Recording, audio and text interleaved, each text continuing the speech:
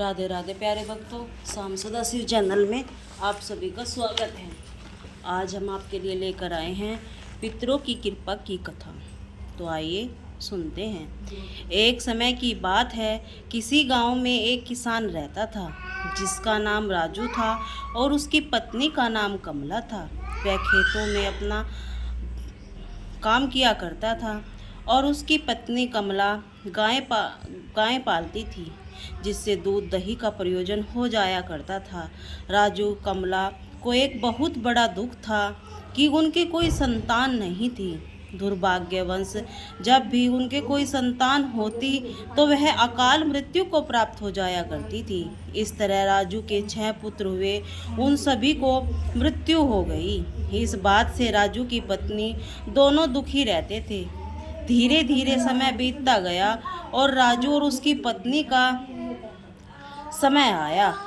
उनकी खेतों की उपज कम हो गई। घर के जानवरों ने दूध देना भी बंद कर दिया। एक के बाद एक दुखों से वे दुखी रहने लगे। एक दिन वह दोनों उदास होकर अपने खेतों पर बैठे थे।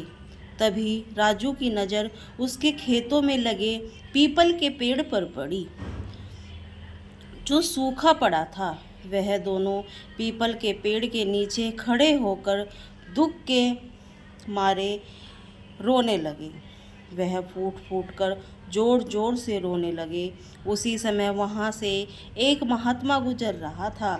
उसके रोने की आवाज़ सुनकर वह महात्मा उनके पास गए और उनके विलाप करने का कारण पूछा। महात्मा को देखकर राजू कमला हाथ जोड़कर खड़े हो गए और उन्हें प्रणाम किया।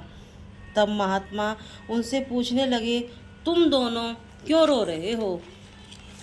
राजू बोला, प्रभु, हम दोनों बहुत समय से संतान सुख नहीं है और अब न जानवर दूध दे रहे हैं, न ही खेतों की उपज बाकी रही है। यह दशा देखकर महात्मा बोले, तुम चिंता मत करो, यह सब ठीक हो जाएगा।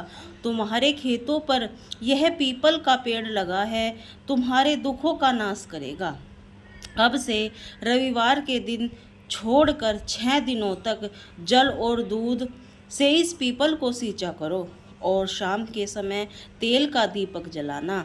रविवार के दिन दूध मिश्री जल सूर्य देव को देना। ऐसे करने से तुम्हारे ऊपर आया हुआ संकट टल जाएगा। ऐसा कहकर वे महात्मा वहाँ से चले गए। राजू और उसकी पत्नी ने महात्मा के कहे अनुसार पीपल के पेड़ को सींचना शुरू कर दिया। शाम को पीपल के पेड़ के नीचे तेल का दीपक जलाना शुरू कर दिया। देखते ही देखते वह पीपल का पेड़ फिर से हरा भरा हो गया। खेतों में फसल लहराने लगी और राजू के पशु भी दूध देने लगे। 1 वर्ष के अंदर राजू के यहाँ पुत्र ने जन्म ले लिया। अब राजू और उसकी पत्नी बहुत खुश थे। उनके जीवन में आए हुए सभी कष्ट दूर हो गए।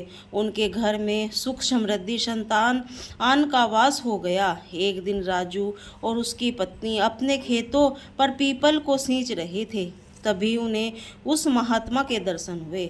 अपने पुत्र सहित महात्मा को प्रणाम किया और कहने लगे, प्रभु, आपके आशीर्वाद से हमें संतान सुख प्राप्त हुआ है। वह महात्मा बोले, यह आशीर्वाद मेरा नहीं, तुम्हारे पितरों का है।